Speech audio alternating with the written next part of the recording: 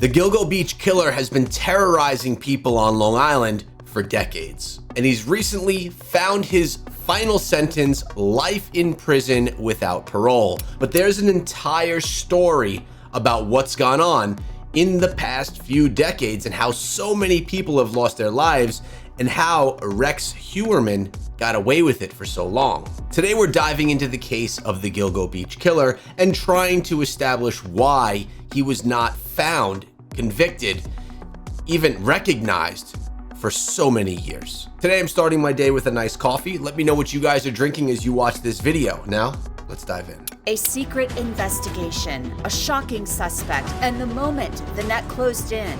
And we were able to say on July 13th at 8:30 p.m., it's time to move in on Rex Heuermann. He helped crack one of America's most haunting serial killer mysteries. Were you surprised when they came to you and said Rex Heuermann is our prime suspect, that it was an architect working here in Manhattan? Now, former police commissioner Rodney Harrison is revealing what he really thinks about the man who terrorized Long Island for years. Now, I actually have a full documentary coming out on this exact topic in just a few days. I urge you guys to subscribe to the channel and not miss that video. I think you'll really enjoy it. I'm Anjanette Levy, and this is a special edition of Crime Fix coming to you from Midtown Manhattan.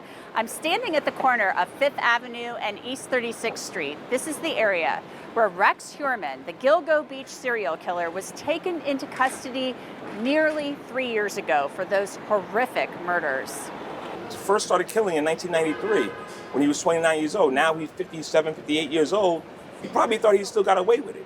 And for us to come out the blue, grab him out of his office, catch him right a couple of yards away from him heading home, it probably surprised him. Now, a little context here. The Gilgo Beach killer lived in Massapequa on Long Island, about an hour or so out of New York City.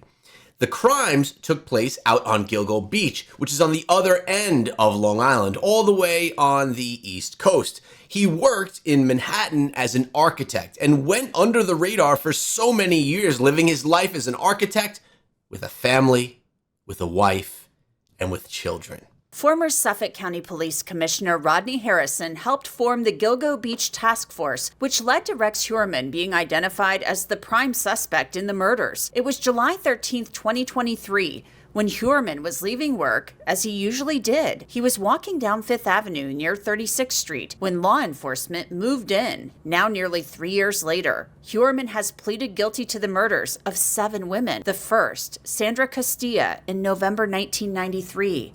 Valerie Mack was killed in 2000, Jessica Taylor in 2003. Then Maureen Brainerd Barnes was murdered in 2007. 2 years later, in 2009, Melissa Barthélemy vanished. Megan Waterman died in June 2010. And a few months after that, Amber Lynn Costello disappeared in September 2010. Heuermann admitted to the murder of an 8th woman, Karen Vergata, in 1996, but he didn't enter a plea in her death. Some people believed that the murders might never be solved. The bodies of the Gilgo Four, Maureen Brainerd Barnes, Megan Waterman, Amber Costello, and Melissa Barthélemy, were discovered along Ocean Parkway near Gilgo Beach in December 2010. The grim discovery of the bodies of 4 petite women who worked as sex workers rocked Long Island. Now, 2010, these 4 bodies were found. That was the first real finding of the bodies. It took 13 years for authorities to figure out and decide that this was the man responsible for all of that death and to take him into court. And led to one of the longest and most intense serial killing investigations in New York history. The investigation made good progress early on, with investigators uncovering cell phone pings from Massapequa Park on Long Island and Midtown Manhattan. But then in 2012, a new police chief, James Burke, took over, and the investigation's momentum seemed to stall. The feds were pushed out, and the Gilgo Beach serial killer case appeared to go cold. Then Rodney Harrison was named Suffolk County Police Commissioner in late 2021. At the same time, Ray Tierney won the Suffolk County DA's race, and the following year, the Gilgo Beach Task Force was born. Yeah, what it basically took was a whole brand new administration to come in, make a team to specifically focus in on this case to make any legway. which leads me to believe, what the heck was going on before that, and why wasn't more attention being put onto this case? And plus, another question that we have to ask ourselves, there are 8 women that are part of this case that he's admitted to taking the lives of. Are there more? Part of me believes that there have to be more out there that just no one knows of yet. So when I reached out to the FBI, they had some concerns, and I said, hey, listen, we're starting up this task force. We have the district attorney's office working with us. State police is working with us. We'd like to maybe see if you could help out. I understand there might have been some frustrations in the past, and they told me absolutely not. We're not working with you or your investigators over there because they've been outcasted in the past. They haven't had access to the case and investigative steps that were done. This is a somewhat of a common occurrence where investigators don't want outside help. They feel as though they could handle investigations by themselves.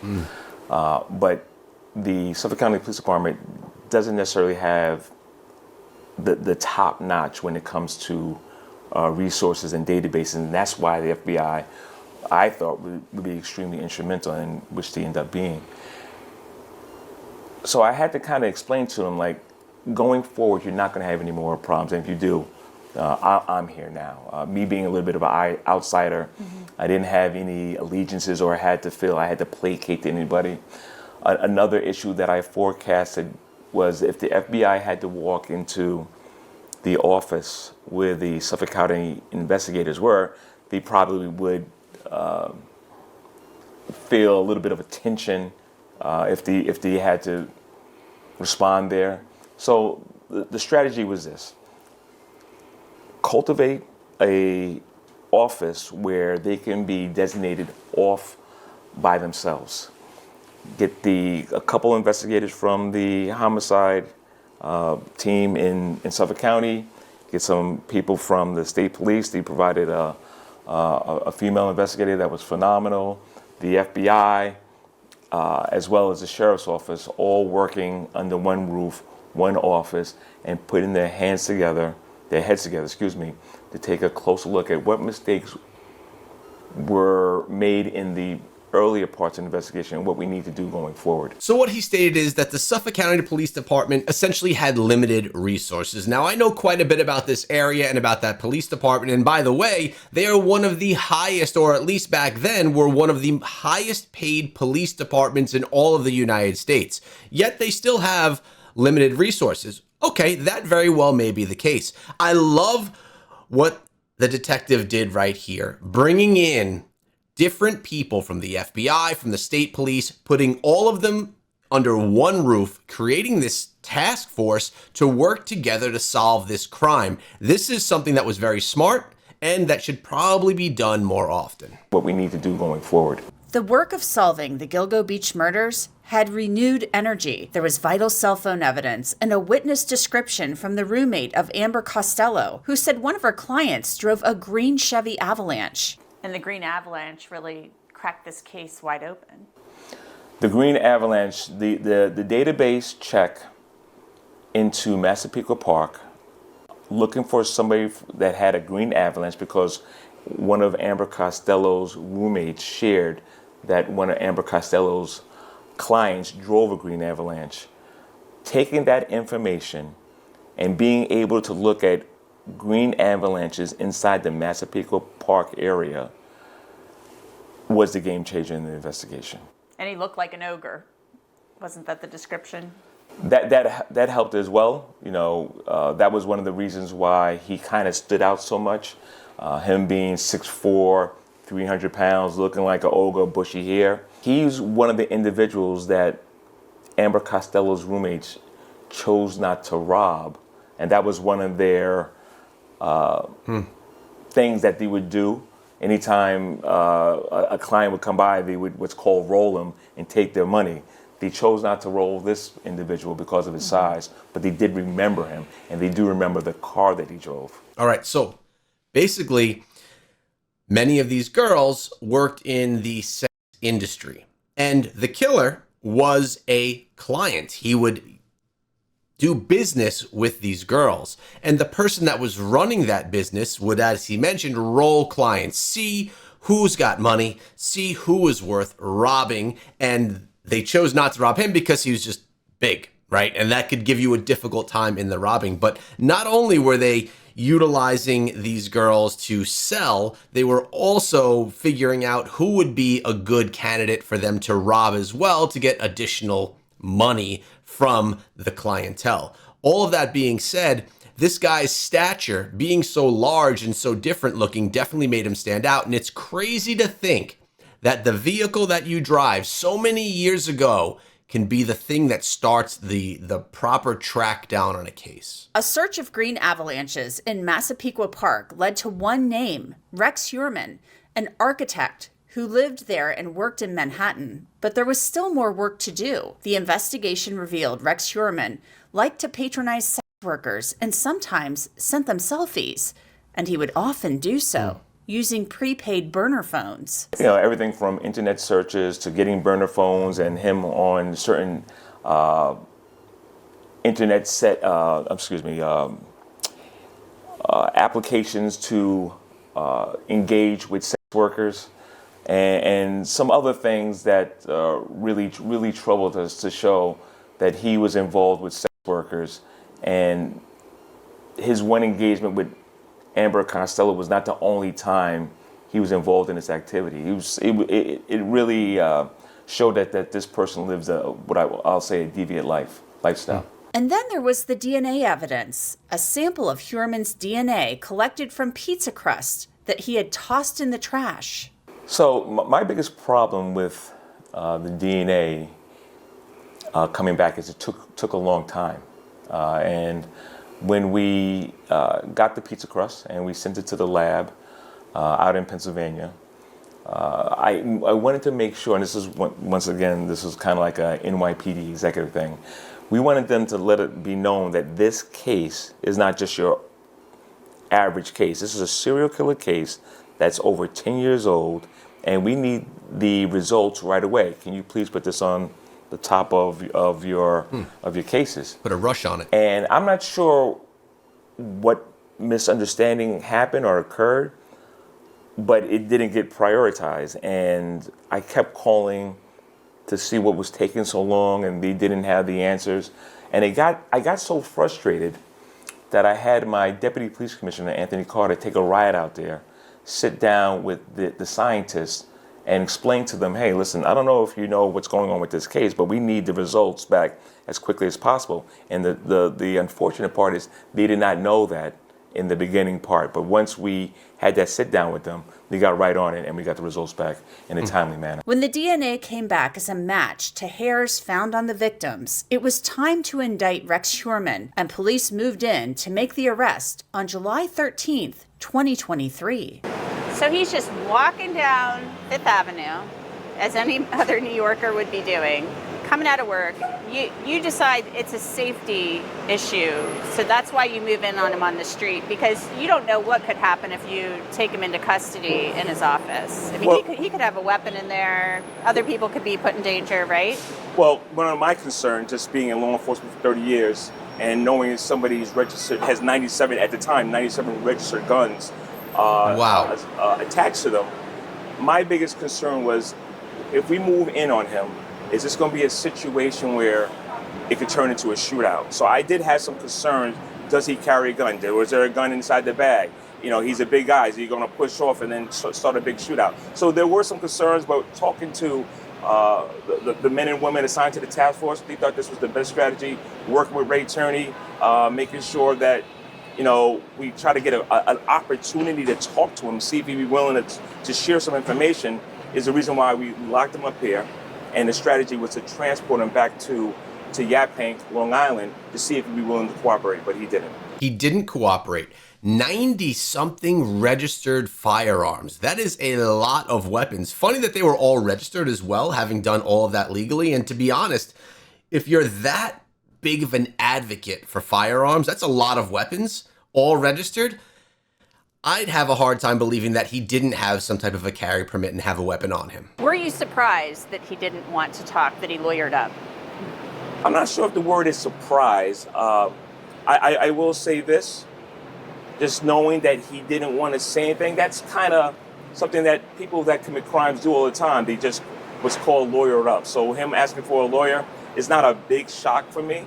Once again, his reaction was a little alarming. It raised my attention a little bit because, once again, if you're being accused for the deaths of the women from Ocean Parkway and the only response or reaction is, I want a lawyer, I don't know. I really, when I heard that information, it raised some concern. Now, I do understand that when you are being questioned, especially if you know you did wrong and you ask for a lawyer right away, it's typically the smarter thing to do so you don't put your foot in your mouth.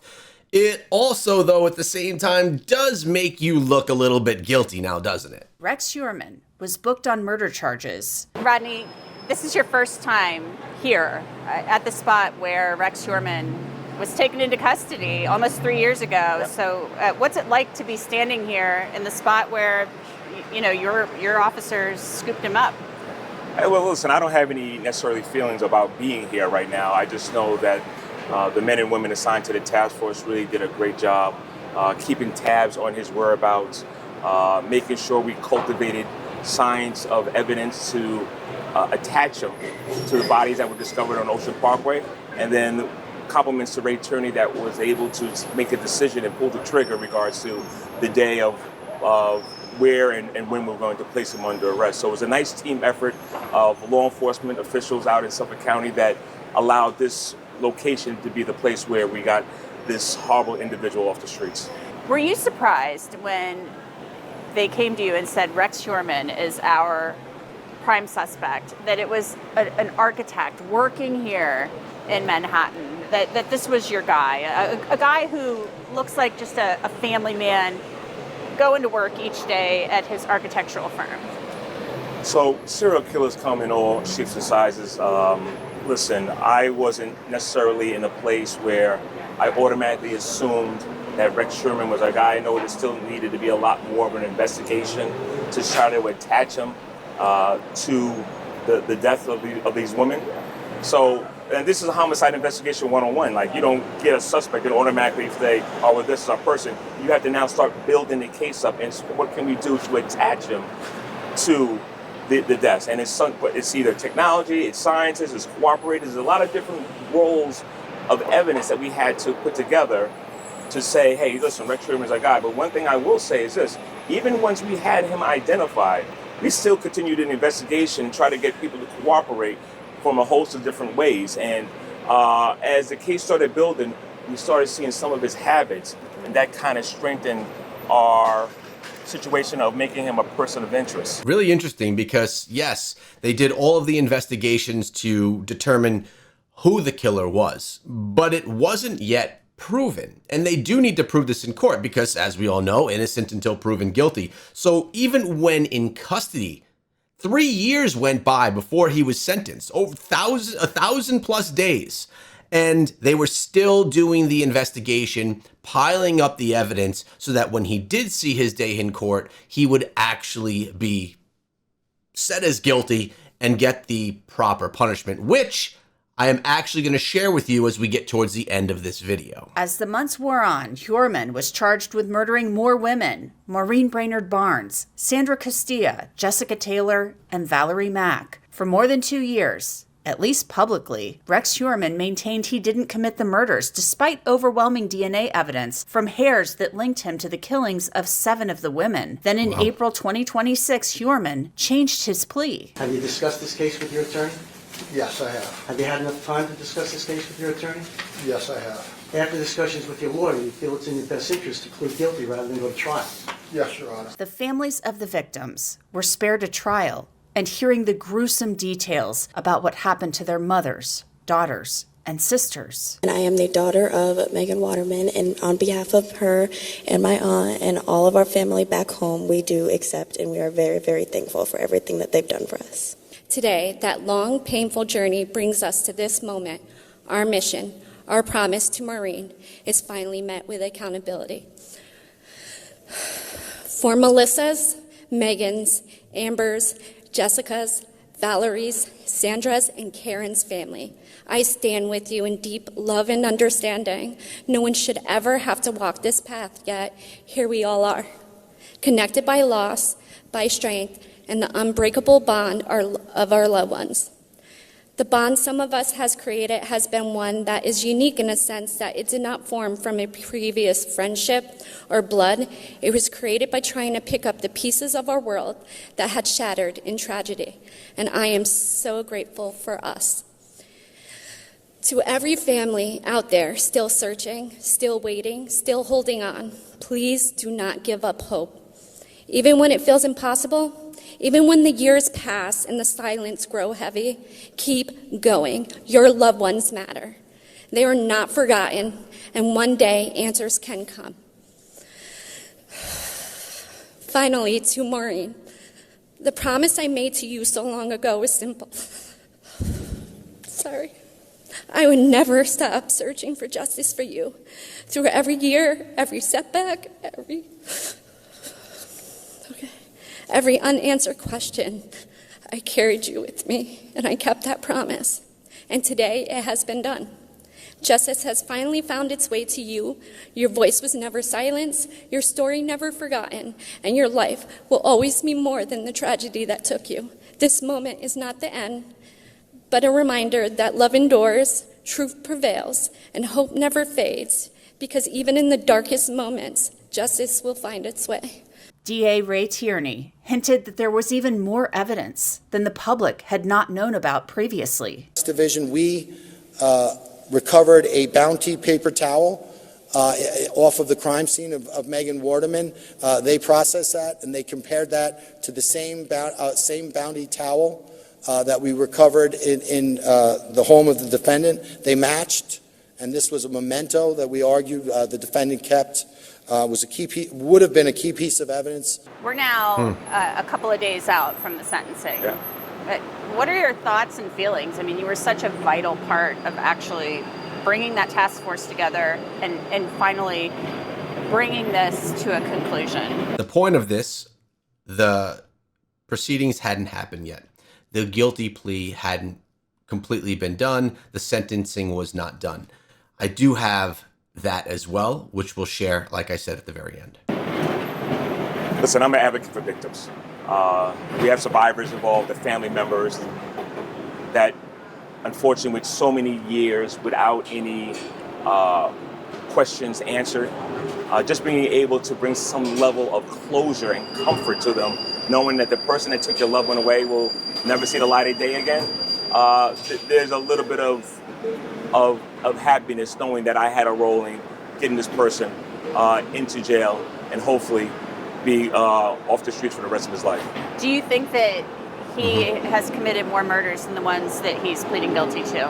I do believe that there should be a continued investigation into Rex Sherman. I know that his DNA will eventually go into the CODIS system, and hopefully with the task force still being put in place, they may be able to say either identify other bodies that may not have been identified or discovered towards Rex Sherman. So listen, I'm not going to sit here and speculate and say there's more bodies attached, but I'm just glad to see that there's going to be a continued investigation to rule out if there is or is not other victims out there that are attached to Rex Sherman. It's actually really nice to see that Rodney is that on top of this case, dedicated, that even after in prison, because the sentencing hadn't happened yet, but even after the sentencing, even after the killer's in prison, he's still going to continue to investigate to see if there were any more crimes that took place, to try and see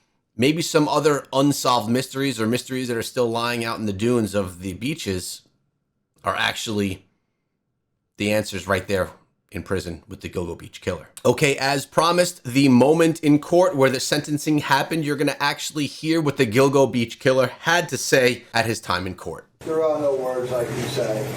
I am responsible for what was said in this room today. The words I would say have no meaning, and I'm going to leave it there at this time. And after that statement from the Gilgo Beach killer, he was sentenced to 3 consecutive life sentences plus 100 years in prison without any possibility of parole. As I mentioned, I have a documentary coming out on this exact topic, and I urge you all to give that video some love when it comes out. In the meantime, you could check out this one, and I'll see you over there.